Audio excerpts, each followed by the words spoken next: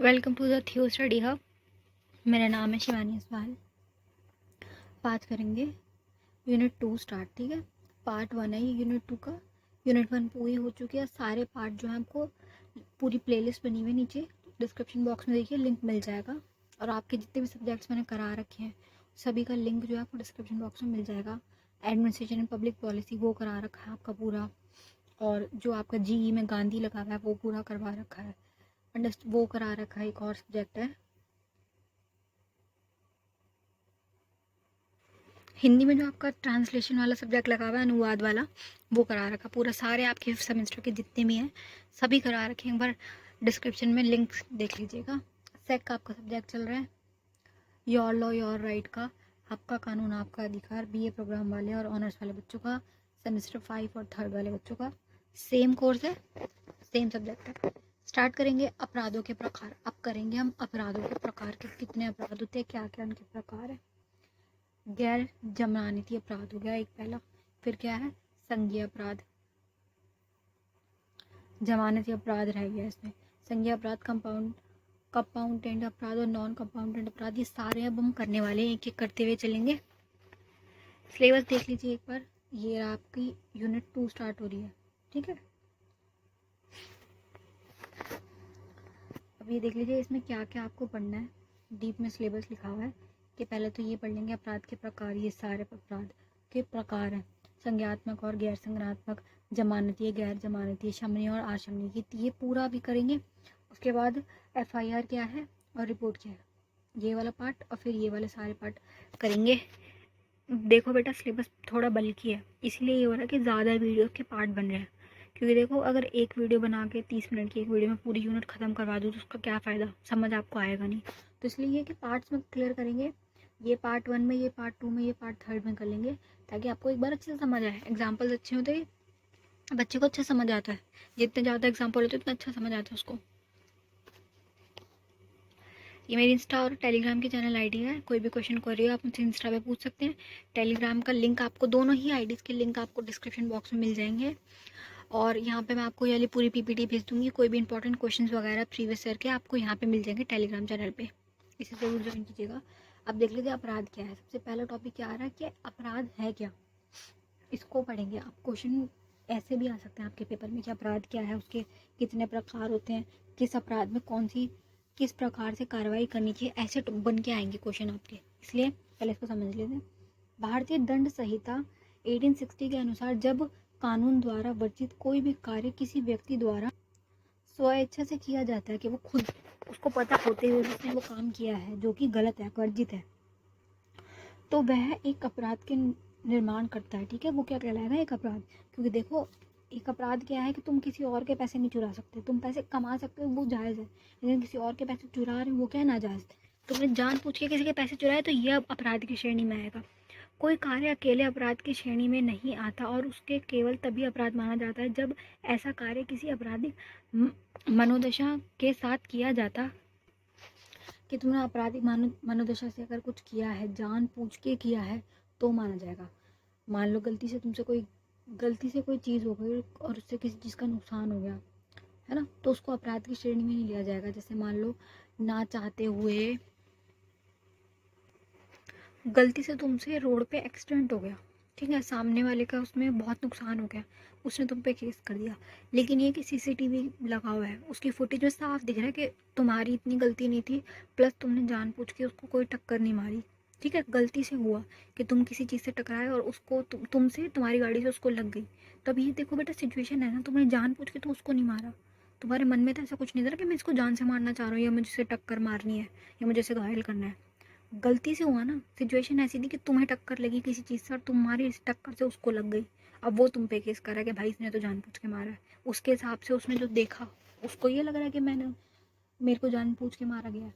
पर सच्चाई क्या है, सीसीटीवी वगैरह फुटेज लगी हुई है जिसमें साफ दिख रहा है आपको कि भाई जानबूझ के गलती से किया। तो अब ये अपराध की श्रेणी में नहीं आएगा, क्योंकि गलती से अगर कुछ हो जाए तो वो अपराध नहीं है ना बेटा। तुमने ऐसे मन में चाहा तो नहीं ना कि उसको मारना चाहते तुम, ये सब बोल रहे हैं। ये आपराधिक मनोदशा होनी जरूरी है अपराध के लिए, कि अपराध प्लस उसकी थिंकिंग। दंडनात्मक अपराध के जो भी अपराध जिसमें दंड मिल रहा हो के लिए 2 शर्तें, अभी क्या बोल रहे, 2 शर्तें इस क्राइम के लिए, कि किसी कार्य को अपराध के रूप में देखे जाने के लिए आपराधिक कार्य, पहले तो आपराधिक कार्य काम प्लस आपराधिक मनोदशा का मौजूद होना, कि तुमसे गलती ना हुई हो, तुमने क्राइम किया है प्लस तुम्हारे मन में इच्छा थी क्राइम करने की। जैसे मर्डर देखो कोई गलती से तो करता नहीं है, तुमने सोच समझ के किसका मर्डर किया, वो किसी का रेप का केस हो गया, वो चोरी चकारी के बहुत बड़े बड़े केस हो गए, ये सब के तुमने जान पूछ के सोच समझ के पूरा प्लान बना के तुमने कुछ किया है, वो आएगा अपराध की श्रेणी में। ठीक है, गलती को नहीं माना जाएगा। दंड प्रक्रिया संहिता 1973 आपराधिक अपराधों को कुछ श्रेणियों जैसे संज्ञेय, गैर संज्ञेय, जमानती और गैर जमानती अपराधों की वर्गीकरण करती है। अभी जो सारा टॉपिक है ना बेटा, यही पढ़ना है, इस वाले पूरे पार्ट में यही पढ़ेंगे डीप में कि ये क्या है। भारतीय कानून के तहत विभिन्न अपराधों की अलग अलग प्रक्रिया है, कि कितने प्रकार है ना, ये पढ़ेंगे। अब अपराध पढ़ लिया, अब क्या है जमानती अपराध। सबसे पहला टॉपिक क्या आ रहा है बेटा, जमानती अपराध। ऐसे अपराध जिनमें जमानत आसानी से आपको मिल जाएगी, ये क्या होगा, जमानती अपराध। ठीक है, एक बार ये दिखा देती हूँ। ये क्या है, गैर जमानती अपराध। सेकंड क्या है, जिसमें जमानत आपको नहीं मिलेगी, नॉन बेलेबल ऑफेंस, कि तुमने कुछ बहुत बड़ा काम कर दिया गलत, ऐसा कि तुम्हें बेल मिलना आसान संभव ही नहीं है, कि मान लो टेररिस्ट वगैरह हो गया कोई, है ना, टेररिस्ट अटैक, किसी टेररिस्ट को पकड़ रखा, उसको तुम बेल थोड़ी ना दोगे, तुमने बेल दे दी वो भाग जाएगा। कोई मर्डर का केस का बंदा आया है, वो तो भागेगा ही ना, वो रुकेगा थोड़ी। उसका काम क्या है, अगर मैं बस एक बार जेल से निकलूँ और भागूँ मैं। रेप का केस में कोई आया है, उसको भी नहीं छोड़ेंगे। ठीक है, थर्ड क्या है, संज्ञेय अपराध। संज्ञेय क्या होता है बेटा, बहुत बड़े लेवल वाले, जिसमें कुछ बड़ा हुआ हो। जैसे ये बताया ना मैंने, गैर जमानती है, इसमें और इसमें कोई फ़र्क नहीं है बेटा। अगर गैर जमानती अपराध पूछे तब भी यही टॉपिक लिखना है, संज्ञेय पूछे तब भी ये टॉपिक लिखेंगे। सारी स्लाइड्स अभी पढ़ेंगे, बस मैं अभी बेसिक समझा रही हूँ आपको।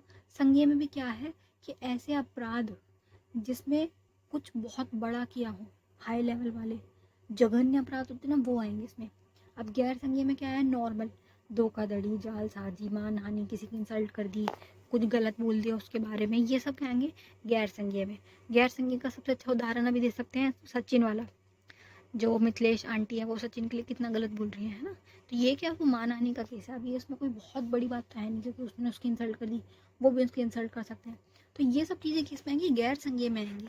फिर क्या, कंपाउंडेबल अपराध, क्षमनीय अपराध। अब ये क्या है, मारपीट वाले अपराध हो गए, कि किसी ने किसको मार दिया, दोस्तों दोस्तों में लड़ाई हो गई, बात आगे चली गई, पुलिस में चली गई। अब ये क्या, क्षमा किया जा सकता है, क्योंकि छोटी बात है ना, नॉर्मल बात है कि किसी ने किसी को गलत बोल दिया, फिर उसको फील हुआ कि यार चल कोई बात नहीं, जेल में जाएगा, से अच्छा है कि माफ़ कर दो। उसने पैसे वैसे दे दिए कि भाई माफ़ कर दे, हम तू हमसे जुर्माना ले ले, चाहे माफ़ी दी जा सकती है जिसमें घरेलू झगड़े हो गए, पति पत्नी के हो गए। क्योंकि ये देखो, पति पत्नी में, सास बहू में, ये सब चलता ही रहता है ना। इसके उसमें आधार पे तुम जाके किसी को जेल तो नहीं करा सकते। तो क्षमनीय अपराध में ऐसे हैं कि नॉर्मल अपराध जिसमें बेल वेल आराम से मिल जाती है, कुछ बात आगे नहीं बढ़ती है, कोशिश ये की जाती है कि समझौता करवा दे। पुलिस का भी पहला काम ही होता है क्षमनीय अपराध में, वो देखते हैं ना, ऐसे लड़ाई का केस है तो समझौता करवा देते हैं। पैसे वैसे का केस है कि भाई इसने मेरे पैसे ले लिए, मुझसे प्यार से पैसे लेते, मेरे दोस्त अब मेरे पैसे वापस नहीं कर रही है, तो क्या करेंगे इसमें कि इस ऐसे अपराध में पुलिस क्या करवाएगी, समझौता करवा दो कि भाई पैसे दे इसके और छूट, वरना तुझे पकड़ लेंगे। और ये क्या है, नॉन कॉम्पाउंडेबल अपराध। ये क्या है, गैर क्षमनीय अपराध। इसमें क्या है बेटा कि ऐसा अपराध जिसमें क्षमा नहीं दे सकती, जैसे मर्डर कर दिया किसी ने किसी का, आप इसमें क्या क्षमा देंगे, भाई इंसान तो बचा ही नहीं ना, कि तुमने कितना गलत किया, हत्या कर दी, बलात्कार कर दिया, ऐसे अपराध। इसमें किसी प्रकार की क्षमा की कोई गुंजाइश नहीं, इसलिए गैर क्षमनीय अपराध। अब सारी स्लाइड्स एक बार पढ़ लेते हैं। सारे मैंने आपको समझा दी ताकि बच्चा कंफ्यूज ना हो कि क्या है, क्योंकि मिलते जुलते ही है। जमानती अपराध और जो ये है गैर क्षमनीय अपराध, ये सेम ही है। इसको आप एक बार लिख लीजिए, आपको समझ आ जाएगा। स्लाइड्स पढ़ लेते हैं एक बार। इस जमानती अपराध पढ़ेंगे सबसे पहले। इस प्रकार के आपराधिक अपराधों को धारा 2A के तहत आपराधिक प्रक्रिया सहित संहिता में परिभाषित किया गया। इस तरीके के इसमें परिभाषित क्या लिखा गया, जो कि कोड की पहली अनुसूची में निहित है। कोड की जो पहली अनुसूची है, आईपीसी की बात चल रही है, उसकी पहली अनुसूची में लिखा हुआ है, जमानती अपराध अनिवार्य रूप से वे हैं जो 3 साल से कम कारावास या केवल साधारण जुर्माने से दंडनीय है। 3 साल से कम की जिसकी जेल की अवधि है प्लस जुर्माना भी उसका कम है, साधारण जुर्माने पे। आपराधिक प्रक्रिया संहिता के तहत जमनी अपराधों को जमानत का अधिकार होता है। जमनी अपराध क्या है? जमानती अपराधों में क्या है कि उस बंदे को जिसने अपराध किया उसको अधिकार है पूरा बेल लेने का। बेल उसको आराम से मिल जाएगी, ठीक है, उसमें कुछ उसको दिक्कत नहीं आएगी, आराम से उसको बेल मिलेगी, ये है। इसलिए जमानती अपराध को वारंट के बिना गिरफ्तार किए जाने वाले व्यक्ति को रिहा होने के पूर्ण अधिकार है, कि ये बंदा जो है ना, इसको रिहा होने का पूरा अधिकार है। यह देखते हुए ऐसे व्यक्ति जमानत राशि का भुगतान करने को तैयार है। जमानत की जो ये राशि होती है, पेमेंट होती है, वो देनी होती है कि आपको इतनी पेमेंट देनी पड़ेगी, ये सारे डॉक्यूमेंट्स देने पड़ेंगे, अपना पासपोर्ट वगैरह देना पड़ेगा। जब आपको बुलाया जाएगा पुलिस स्टेशन में तो आपको आना पड़ेगा, जब आपको बुलाया जाएगा बातचीत के लिए, ठीक है। बस यही शर्तें होती है, 4-5 शर्तें। अगर वो दे देता तो उसको बेल आराम से मिलेगी। प्रासंगिक रूप से जमानत राशि कानून की अदालत द्वारा तय की गई जाती है। मतलब ये जो अमाउंट है ये फिक्स्ड होता है अदालत द्वारा, और इस मांग को पूरा करने वाले आरोपी पर जमानत देने का साक्षात है। आपराधिक प्रक्रिया सहित उस फॉर्म का भी प्रावधान करती है कि जिसमें जमानत के आवेदन के करते समय तक आरोपी का भरना होता है। जो ये फॉर्म है इसमें पैसे फिल करने होते हैं। ये नॉर्मल जमानत की वो बता रहे हैं कि क्या प्रोसीजर है। भारतीय दंड संहिता के तहत जमानती अपराधों को कुछ सामान्य उदाहरण, जैसे सामान्य चोट के लड़ाई हुई, सिर फट गया, चलो सिर फटना तो थोड़ी बड़ी बात होगी, जैसे किसी हड्डी पे सामान्य चोट लग गई। सार्वजनिक उपद्रव के इन्होंने थोड़ा हल्ला मचा दिया, उपद्रव मचा दिया, गाड़ी वाड़ी तोड़ दी, या थोड़ी लड़ाई वड़ाई झगड़ा कर दिया। सामाजिक उपद्रव के आपस में लड़ रहे हैं, समाज का माहौल खराब करें, ऐसे। रिश्वत आदि की किसी ने किसी को रिश्वत दे दी अपना काम कराने के लिए, ये सब थोड़े नॉर्मल एरिया में, किसी की जान माल की हानि नहीं, कोई व्यक्ति को किसी प्रकार का कुछ नहीं हुआ, ऐसे। गैर जमानती अपराध, जैसा कि नाम से पता चलता है, गैर जमानती अपराध वे हैं जो अभियुक्त को जमानत का एक खुला अधिकार नहीं देते। अब ये ऐसे अपराध है कि बहुत बड़ा कांड करके आया हुआ इंसान है, अपराधी क्या है, जिसने कुछ बड़ा किया है, उसको अगर जेल से बाहर भेजा तो 100% ही भाग जाएगा।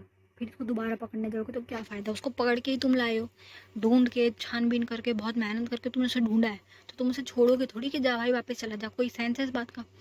जब भी ऐसे कोई बड़े केस होते हैं कि कोई अपराधी भागा हुआ है, छुपा हुआ है, उसको ढूंढ रहे हो, तो उसको तुम जमानत नहीं दोगे, वो आएगा इस कैटेगरी में जिसका नाम है गैर जमानती अपराध, ठीक है। अपराधी प्रक्रिया संहिता में यह पहली अनुसूची में शामिल नहीं किया गया कि सभी अपराध गैर जमानती हैं, सभी को नहीं बताया गया। इनमें से अपराधों के रूप में परिभाषित किया गया है जो कि मृत्यु दंड, आजीवन कारावास या 7 साल से अधिक। देखो, मृत्यु दंड वाले जो केस आ रहे हैं, ठीक है, आजीवन कारावास के लाइफ टाइम तक उसको जेल में रहना है, या 7 साल से अधिक वाले जो केस होंगे ना, ये कठोर कारावास में दंड नहीं है, उन सबको गैर जमानती माना जाएगा। कि कोई बंदा है जिसकी फांसी की सजा है, उसको तुम बेल किस बात पे दोगे, है ना? उसने कुछ इतना बड़ा कर दिया कांड कि उसकी आप मृत्यु दंड है, तो उसे तुम बेल नहीं दे सकते। आजीवन कारावास वाले 7 साल से ऊपर की जिनकी सजा का प्रावधान आ रहा है आईपीसी की धारा के अंदर, उनको जमानत नहीं मिलेगी, ठीक है। गैर जमानती अपराधों के मामले में जमानत देने का निर्णय कानून की अदालत के विवेक पर होता है। देखो, अब ये कि जमानत लेना दोनों के ही हक में है, चाहे जमानत वाले हो, चाहे जमानती अपराध हो या गैर जमानती हो। तुम ले सकते हो, बेल के लिए अप्लाई कर सकते हो, लेकिन तुम्हें बेल मिलेगी नहीं। ये डिपेंड करता है तुम्हारे उसके ऊपर कि तुमने कौन सा अपराध किया है, ठीक है। गैर जमानती वालों को कोई सुनवाई नहीं होगी। बेल के लिए फॉर्म तो ये भर सकते हैं, क्या फॉर्म भरने से क्या फ़ायदा होता है? इनको मिलेगी नहीं बेल, क्योंकि जो ये अदालत है ना, इसकी विवेक के ऊपर है कि अगर वो देना चाह रहे हैं तो दे सकते हैं, लेकिन देंगे नहीं। और मतलब तुम मान लो 99 या 100% ऐसा है रूल, नहीं देते हैं जमानत। क्यों देंगे? अगर इनको बाहर भेज दिया तो फिर ये तो गायब ही हो जाएंगे, वापस थोड़ी ना आएंगे। तुम फ़ोन करके बुला रहे हो, आ जाओ कार्रवाई के लिए, आएंगे नहीं, गायब हो जाएंगे। तो इनको जमानत नहीं मिलती। बस ये वाली बात कहने की है, ये कानून है, रूल्स है कि इनके पास पावर होती है, डीएम वगैरह के पास, कि ये बेल दे सकते हैं, इनकी पावर है, पर ये देंगे नहीं। जैसे कुछ शर्तों पर अधीन अस्वीकार या प्रदान किए जा सकते हैं, जिसे कुछ शर्तें लगा के उनको दे दी गई बेल, ऐसे ही बोल रही है। जैसा कि अदालत उचित समझे, अदालत को जो सही लगे। किसी अभियुक्त को जमानत देने या अस्वीकार करने का निर्णय लेते समय एक मजिस्ट्रेट को अदालत के आदेश के इस तहत का निर्णय करना, कारणों का दर्ज करना की आवश्यक है। जो भी अगर वो डिसीजन ले रहा है कि देनी है नहीं देनी, तो क्या कारण है उसको लिखना ज़रूरी है, ठीक है। कारणों को दर्ज करना आवश्यक है। गैर जमानती अपराध के मामले में जमानत के लिए आवेदन फॉर्म 45 जमा करके किया जा सकता है, ठीक है। जैसे कि आपराधिक प्रक्रिया संहिता में प्रदान किया गया। आपराधिक संहिता में क्या लिखा हुआ है बेटा, दोबारा बोल रही हूँ। सभी को अधिकार है जमानत का, लेकिन जिनके अपराध कम है, जमानती अपराध जिन्होंने किया उनको आराम से मिल जाएगी, कोई दिक्कत नहीं आएगी। लेकिन गैर जमानती वालों को नहीं दी जाएगी। पूरे तरीके से यह है कि उनको अधिकार नहीं है। दूसरी बात, अगर ये मांगते हैं, अपील करते हैं, तो ठीक है, अपील कर सकते हैं, मना नहीं कर रहे, लेकिन कोई चांस नहीं कि तुम्हें बेल मिलेगी। विवेक के ऊपर है। विवेक मतलब क्या था बेटा, समझ, सूझबूझ, कि डीएम की समझ के ऊपर है कि इसको बंदे को बेल दूं कि ना दूं। और हर केस में ऐसा होता है कि बेल नहीं मिलती है, इनको बेल देने का कोई रीज़न नहीं बचा है। भारतीय दंड संहिता के तहत गैर जमानती अपराधों को कुछ सामान्य उदाहरण बताना है कि क्या होते हैं गैर जमानती अपराध। जैसे हत्या हो गई, किसी का मर्डर हो गया, दहेज में हत्या की, तुमने एक लड़की को दहेज के पीछे हत्या कर दी, तो ये बहुत बड़ा केस है। हत्या के उसमें तुम्हें मर्डर के उसमें आओगे चार्जेस में। अपहरण, किडनैपिंग, बड़ा केस है कि किसी का किडनैप कर लिया तुमने, बलात्कार, रेप वाला, इससे बड़ा तो कोई केस हो नहीं सकता। ये सब बड़े बड़े केस हो गए ना, ये शामिल है। अब पढ़ेंगे संज्ञेय अपराध। संज्ञेय में क्या है, वही जो अभी हमने ये पढ़ा ना, गैर जमानती वाला, ये और ये सेम है, इसमें कोई फर्क नहीं बेटा, ठीक है। संज्ञेय अपराध की परिभाषा ऐसे अपराधों के रूप में की गई जिसमें गिरफ्तारी के लिए पुलिस को किसी वारंट की जरूरत नहीं होती। देखो, वारंट कौन देता है, अदालत वाले के वारंट निकल गया उसके खिलाफ, इसको पकड़ के रहा। पुलिस को ना ऐसे अपराधों में वारंट की कोई जरूरत नहीं है, क्योंकि वारंट टाइप होएगा, आएगा, तब तक कितना टाइम लगेगा। डायरेक्ट अपनी मर्जी से पुलिस जाके फटाफट उसको गिरफ्तार करेगी। ये पुलिस को सूचना मिली कि इसने ये वाला गलत काम किया, फटाफट उसको पुलिस पकड़ेगी जाके, ठीक है। क्योंकि क्या है, संज्ञेय अपराध है। संज्ञेय मीन्स क्या होता है बेटा, बड़ा अपराध, जघन्य अपराध, जो हमने पीछे भी सारे वो पढ़े ना, बलात्कार वगैरह वाला, कि दहेज में हत्या कर दी, किडनैपिंग कर ली, ह्यूमन ट्रैफिकिंग कर रहे हो तुम, किसी को बेच रहे हो, खरीद रहे हो, ये ऐसी बड़ी बड़ी चीजें इसमें आएंगी, ठीक है। अब इसमें क्या बोल रहे हैं, संज्ञेय अपराधों में सामान्य गंभीर होते हैं। ये क्या है, गंभीर अपराध होते हैं, बड़े, जिसमें पुलिस को तुरंत कार्य करना होता है। पुलिस अब वेट नहीं करेगी वारंट आएगा या डीएम क्या सवाल करेगा, जवाब देगा, क्या बोलेगा, उससे वो नहीं है, तुरंत कार्रवाई करेगी पुलिस वाली। संज्ञेय अपराधों में पुलिस बिना मजिस्ट्रेट की आज्ञा के अनुसार प्रारंभ कर देती है। अब इसमें क्या है, मजिस्ट्रेट की आज्ञा की जरूरत नहीं है। मजिस्ट्रेट क्या बोलेगा उससे कोई फर्क नहीं पड़ता, डायरेक्ट उसके बिना अपना आगे की पूरी जांच पड़ताल, उसे पकड़ना, उसे ढूंढना, ये सब पुलिस कर सकती है। इसमें पुलिस के पास पावर आ जाती है, क्योंकि ये बड़े केस है। सीआरपीसी में यह भी कहा है कि पुलिस को ऐसे मामलों में एफआईआर दर्ज करना चाहिए। फटाफट एफआईआर दर्ज हो जाती है ऐसे मामलों में। छोटे केस में क्या होता है, कंप्लेंट दर्ज होती है, एफआईआर तो करेंगे, नॉर्मल केस है, कंप्लेंट कर दी। इसमें क्या होता है कि फटाफट ये क्या करते हैं, एफआईआर दर्ज करके अपनी कार्रवाई स्टार्ट कर देते हैं, किसी का वेट नहीं करते कि आगे से ऑर्डर रहेगा।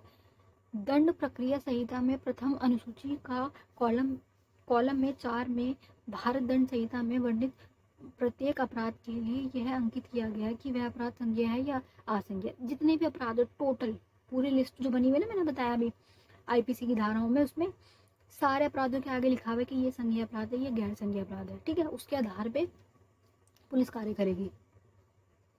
अब फोर्थ क्या, गैर संज्ञेय। अभी ये क्या, नॉर्मल वाले। गैर संज्ञेय में क्या होता है, जमानती अपराध, जिसमें जमानत मिल जाती है आराम से। गैर संज्ञेय अपराधों के विपरीत क्या बोल रहा है, संज्ञेय अपराधों के विपरीत गैर संज्ञेय अपराध वे होते हैं जिसके खिलाफ पुलिस प्रशासन को बिना वारंट के गिरफ्तारी से निरुक्त है। अब ये देखो, नॉर्मल केस है, इसमें पहले वारंट आना जरूरी है। ऐसे नहीं तुम किसी को घर से उठा के पकड़ के ले गए, वारंट जरूरी है इसमें कि उसने किया क्या, उसे तुम ये बताओ पहले, ठीक है। इसको प्रदान करता है, वारंट जरूरी है। असंज्ञेय, इसे क्या बोलते हैं, असंज्ञेय। गैर संज्ञेय भी बोल सकते हैं, असंज्ञेय भी बोल सकते हैं। असंज्ञेय अपराध में अक्सर अधिक छोटे छोटे अपराध होते हैं। छोटे छोटे अपराध में मतलब बोला ना कि किसी की इंसल्ट कर दी, मानहानि कर दी, लड़ाई झगड़ा कर लिया, चांटा वाटा मार दिया, नॉर्मल अपराध। जिसके लिए कानून को कठोर दंड की आवश्यकता नहीं होती। कठोर दंड की क्या आवश्यकता है? जुर्माना भरवा देंगे, डांट देंगे, बस ऐसे नॉर्मल। ऐसे मामलों में घायल पक्ष अक्सर निजी व्यक्ति होते हैं। घायल पक्ष क्या होता है? निजी व्यक्ति, मतलब घर के ही बंदों के बीच में लड़ाई चल रही है, पारिवारिक माहौल वाले घर की लड़ाइयाँ वगैरह हो गई। और समग्र रूप से समाज को अपराध का शिकार नहीं माना जाता। अब ये कि तुमने कुछ ऐसा नहीं किया कि पूरे समाज पे उसका इफेक्ट पड़ रहा है। तुम्हारे घर में ही लड़ाई हुई है, घर में आपस में थोड़े हाथापाई हो गई, वो ऐसे टॉपिक नॉर्मल, किसी को ज़्यादा चोट नहीं लगी, बस अब बोलने बोलने में लड़ाई हुई है, ऐसे मान लो। इसलिए असंज्ञेय अपराधों के मामले में पीड़ित घायल पक्ष को पुलिस के प्रशासन का न्यायपालिका के संपर्क करने और आपराधिक कार्रवाई शुरू करने की अपेक्षा की जाती है। अब ये क्या खुद से कोई ऐसे फटाफट पुलिस डिसीजन नहीं लेती कि पकड़ लिया उसको जेल में बंद कर दिया, ऐसे नहीं, न्यायालय जो बोलेगा उसके आधार पर, ठीक है। यही कारण है कि पुलिस प्रशासन वारंट के प्राधिकार के बिना औपचारिक गिरफ्तारी नहीं करती। अब इसमें क्या है, जब तक वारंट नहीं आएगा आप उसको बंदे को गिरफ्तार नहीं कर सकते, ठीक है। एक गैर संज्ञेय अपराध के खिलाफ गिरफ्तारी वारंट को कानून की अदालत द्वारा जारी किया जाता है ताकि न्याय के उद्देश्य को पूरा करने के लिए आरोपी को गिरफ्तार किया जा सके। कि मतलब पहले अरेस्ट वारंट आएगा, तुम उसके घर जाओगे, उसे वारंट दिखाओगे, तुम्हारे खिलाफ वारंट जारी हो चुका है, तुमने गलत किया है, बाहर आ जाओ, और अब तुम्हारी पूरी जांच पड़ताल होगी। नॉर्मल केस जो भी केस बनता है वो तो होगा कि मतलब जुर्माना भरवाएंगे, माफ़ी मंगवाएंगे, क्या करवाएंगे, वो सब। भारतीय दंड संहिता के तहत गैर संज्ञेय अपराधों में कुछ सामान्य उदाहरण है जालसाजी। जालसाजी मतलब क्या? तुमने धोखाधड़ी करा, उसके पैसे वैसे हड़प लिए, धोखाधड़ी, मानहानि की, इंसल्ट कर दी, गलत बोल दिया उसके लिए, उसकी इंसल्ट कर दी, मानहानि ये होता है। ये हो गया। नेक्स्ट करेंगे बेटा कंपाउंडेबल अपराध, क्षम्य अपराध। ये वही है जो अभी हमने पीछे करा, ये वही है, नाम दूसरा है, ठीक है। अब आपके पेपर में क्या लिखा है ये डिपेंड करता है कौन सा वो पूछेंगे, बस आप लिख लो अच्छे से और ये लिखते जाओ किसमें क्या हो रहा है। कंपाउंडेबल अपराध में जिन्हें कानूनी रूप से सुलझाया जा सकता है। अब ये क्या है? ऐसे अपराध के जिसको आराम से बैठ कर सुलझाया जा सकता है कि लड़ाई झगड़ा हो गया, आपस की घर की लड़ाई है, मियाँ बीवी की लड़ाई है, बैठ जाओ सुलझा लो, ठीक है, बैठ के तुम समझौता करवा दो। और आरोपी को घायल पक्ष के बीच में एक समझौता कराया जा सके। समझौता क्या होता है बेटा? बात करके सॉल्व कर लिया, जो भी जिस टॉपिक पे तुम्हारी लड़ाई हो उस टॉपिक को सॉल्व कर लो, है ना, बात करके मध्यस्थता करवा दी, शांति की जा सकती है। कंपाउंडेबल अपराधों के मामले में घायल पक्ष किसी प्रकार के प्रतिफल और या संतुष्टि के बदले में अभियुक्त के खिलाफ मुकदमा वापस लेने के उत्कृष्ट कर सकता है। अब ये कि बातचीत करके उसको समझा दो, क्षमा मांग लो उससे, फिर उसको बोलो भाई तू मेरे खिलाफ तो तूने कंप्लेंट ली, कंप्लेंट वापस कर लो, है ना। पैसे वैसे दे के, मान लो किसी ने किसी की गाड़ी पे मार दिया, अब वो आके पुलिस के पास कह रहा है भाई मेरी गाड़ी तोड़ दी, उसको क्या करेंगे? बैठा के बात करवा लो, उसको बोलो भाई जानबूझ के नहीं किया, गलती से हो गया, तू पैसे ले ले, जो तेरे जितने बनते हैं तेरी गाड़ी के पैसे ले ले और अपना ये केस वगैरह वापस ले, ठीक है। ऐसे नॉर्मल अपराध जिसमें जानबूझ के ना किया हो या फिर गलती से हो गया या फिर गुस्से में आके ऐसा स्टेप उठा लिया कि उसको थोड़े नुकसान कर दिया और अब तुम माफ़ी मांग रहे हो, क्षमा मांग रहे हो, इसको क्या कहते हैं? क्षमनीय अपराध। धारा 32 320 में तहत आपराधिक प्रक्रिया संहिता में आपराधिक अपराधों की सूची प्रदान की है। अब ये इसमें पूरी सूची प्रदान की है जो कि प्रकृति के कंपाउंडर है। हालांकि ये प्रावधान आगे दो उप वर्गों में कंपाउंडेबल अपराधों में वर्गीकृत हो जाएंगे, अर्थात जिसमें कानून की अदालत के हस्तक्षेप के बिना कंपाउंड किया जा सकता है, दूसरी ओर न्यायालय की अनुमति के निपटारा किया जा सकता है यदि कंपाउंडेबल अपराध से जुड़े पक्ष के मामले में सुलझाने और समझौते करने के लिए सहमत होते हैं तो अदालत इस तरह के निपटारे रिकॉर्ड करती है और उसे सामान्य अपराध कार्रवाई को निपटा सकती है। अब देखो कि वो बंदे आपस में समझौते के लिए तैयार हो गए, पुलिस ने बिठाया, दोनों पक्षों को बुलाया, बात की, वो समझौते के लिए तैयार हो गए, तो अब इसमें अदालत बीच में क्या करेगी? समझौता हो गया, इनकी लड़ाई खत्म हो गई, वो जाएंगे बस, अदालत का इसमें कोई रोल खास आएगा नहीं। भारतीय दंड संहिता के तहत कंपाउंडेबल अपराधों के कुछ सामान्य उदाहरण क्या है? गलत कारावास, आपराधिक विश्वासघात, किसी ने किसी को धोखा दे दिया, विश्वासघात हो गया, ठीक है, धोखाधड़ी आदि, झूठ बोलना वगैरह कि किसी ने किसी को झूठ बोल के कुछ कर दिया, ऐसा। लास्ट करेंगे बेटा ये लास्ट है क्या? नॉन कंपाउंडेबल, जिसमें क्षमा नहीं दे सकती। देखो गैर जमानती है, संज्ञेय और ये गैर शमनीय अपराध, ये तीनों एक ही हैं। ठीक है बेटा, दोबारा बोल रही हूँ, इसको लिख लो। जमानती अपराध, गैर संज्ञेय अपराध और ये शमनीय अपराध, ये तीनों एक है और ये वाले तीनों एक है। ठीक है, इसमें कुछ डिफरेंस नहीं है, बस नाम ही अलग है। ऐसे ये ऐसे अपराध है जिसका निपटारा अपराध के प्रभावित पक्षों के बीच समझौते के माध्यम से नहीं हो सकता। जैसे मान लो तुमने किसी को जान से मार ही दिया, तुमने ही मतलब एग्जाम्पल बोल रही हूँ, एग्जाम्पल मान लो कि किसी ने किसी को जान से मार दिया। अब इस केस में कहीं से बेटा बताओ कोई गुंजाइश बच रही है कि तुम उसे माफ़ करोगे? कोई व्यक्ति की मृत्यु हो गई, तुमने जानबूझ के उसको मारा, गलती से तो कोई तुम मारोगे नहीं, जानबूझ के तुमने उसे मारा है, उसकी मृत्यु हो गई, अब तुम उसे क्या क्षमा दोगे, क्या समझौता करोगे? ऐसे अपराधों में कोई क्षमा की कोई वो ही नहीं है, तुम क्या समझौता करवाओगे? ठीक है, इसके उदाहरण क्या है? हत्या, बलात्कार, दहेज में हत्या, ये जो हमने सारे वो हैं संज्ञेय अपराध वाले। ठीक है, जो बिना जमानत वाले अपराध होते हैं, ये सारे वो ही आएंगे इसमें। क्या है? धारा 320 के तहत कंपाउंडेबल। अब धारा की सूची में उल्लिखित अपराध में गैर शमनीय अपराधों की श्रेणी में आते हैं। ये किस में आ रहा है? गैर शमनीय, कि कोई प्रकार की क्षमा इसमें गुंजाइश नहीं क्षमा देने की। ऐसे अपराधों को कंपाउंडेबल जो अक्सर प्रकृति से गंभीर होते हैं। ये क्या? गंभीर अपराध, तुमने बड़ा अपराध किया, कोई छोटा अपराध नहीं, बहुत बड़ा अपराध है। सार्वजनिक नीति के खिलाफ होता है। सार्वजनिक नीति क्या है? जो हमारे कानून है उसके खिलाफ है। कानून में लिखा है ना, कोई जिसको मार नहीं सकता, बलात्कार नहीं कर सकता, कोई दहेज नहीं मांग सकता, उसके अगेंस्ट जाकर तुमने दहेज मांगा, लड़की को जान से मार दी, ये सारे बड़े बड़े अपराध। और इसलिए गैर शमनीय अपराधों के कंपाउंडिंग और प्रभावित करने के लिए निष्पक्ष कोई समझौता कानूनी नज़र से शून्य है। मतलब कानूनी नज़र से समझौते की जो सिचुएशन है, समझौता बैठ के करा देना, ये जीरो है, कोई समझौता नहीं हो सकता ऐसे केस में। यहाँ तक कि भारत के न्यायालय भी, यह केवल सर्वोच्च न्यायालय यानी सर्वोच्चतम न्यायालय जो कि गैर शमनीय अपराधों को कंपाउंड की अनुमति दे सकता है। अब ये क्या बोल रहा है कि सिर्फ सुप्रीम कोर्ट ही है जो इतने बड़े केस के लिए बैठ के बात करने की सुझाव दे सकता है, और कोई सुझाव इसको नहीं दे सकता। ठीक है, ये हो चुका है बेटा। अभी किसी को कोई चीज़ ना समझ आई कमेंट बॉक्स में पूछ लेना।